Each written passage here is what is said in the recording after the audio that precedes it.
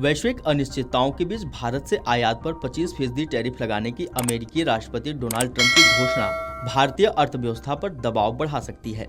हालांकि अमेरिका ने भारत समेत कई अन्य देशों पर लगने वाला टैरिफ एक हफ्ते के लिए टाल दिया है। पहले ये टैरिफ 1 अगस्त से लागू होना था, लेकिन अब यह 7 अगस्त से लागू होगा। भारत से आयात पर अमेरिका के 25% टैरिफ लगने पर घरेलू शेयर बाजार और रुपए पर भी असर डाल सकती है। टैरिफ की घोषणा के बाद रुपया बुधवार को टूटकर 88 के करीब रिकॉर्ड निचले स्तर पर पहुंच गया। सेंसेक्स और निफ्टी में भी 0.6% की गिरावट देखी गई। अर्थशास्त्रियों का कहना है कि यह टैरिफ 2025-26 में भारतीय अर्थव्यवस्था की रफ्तार 0.40% तक कम कर सकता है। अमेरिका अतिरिक्त जुर्माने लगाता है तो भविष्य और भी धुंधला हो सकता है। जानकारों का कहना है कि क्रूड और उछाल और विदेशी निवेशकों की पूंजी निकासी के बाद अमेरिकी टैरिफ से रुपए में और गिरावट आ सकती है। यह 90 का स्तर भी छू सकता है। एक अर्थशास्त्री ने कहा कि अमेरिका में नीतिगत अनिश्चितता बढ़ने से भारतीय कंपनियां, खासकर अमेरिकी टैरिफ के प्रभाव में आने वाली इकाइयां, निवेश संबंधी फैसले टाल सकती हैं। हालांकि डीबीएस बैंक के अर्थशास्त्रियों का मानना है कि श्रम प्रधान उद्योग एवं छोटी निर्यातक कंपनियां राजकोषीय मदद और आगे दरों में कटौती से नकारात्मक जोखिम की भरपाई करने में सक्षम होंगी। ऑल स्प्रिंग ग्लोबल इन्वेस्टमेंट्स में टोटल इमर्जिंग मार्केट्स इक्विटी की प्रमुख ने कहा कि टैरिफ का व्यापक आर्थिक प्रभाव सीमित हो सकता है, क्योंकि भारत का निर्यात जीडीपी का सिर्फ 2 से 3% है। पर भारत रूस अमेरिका दोनों से व्यापारिक संबंध चाहता है, वह अमेरिका से आयात बढ़ा सकता है। उनका कहना है कि टैरिफ का जीडीपी वृद्धि पर व्यापक असर पड़ने की आशंका नहीं है। उम्मीद है अंतिम टैरिफ दर आगे चलकर 25% से नीचे आ सकती है। अमेरिकी टैरिफ से भारत के रत्न एवं आभूषण उद्योग पर गंभीर प्रभाव पड़ेगा। आभूषण उद्योग के मुताबिक देश की निर्यात अर्थव्यवस्था में यह उद्योग एक प्रमुख योगदान करता है। टैरिफ से 1 लाख नौकरियों पर खतरा मंडरा रहा है।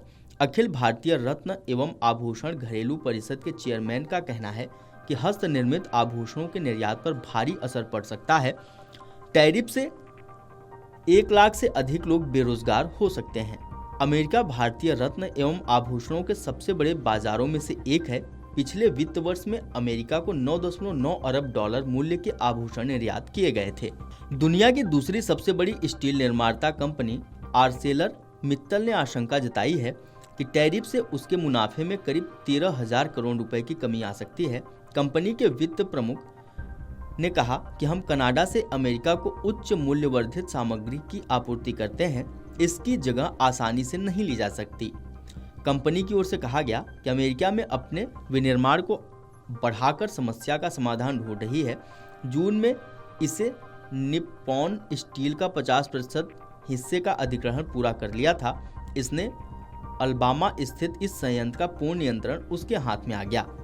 आपको बता दें, विश्लेषकों का कहना है कि टैरिफ के बावजूद भारत में आईफोन का निर्माण करना सस्ता विकल्प ही बना रहेगा।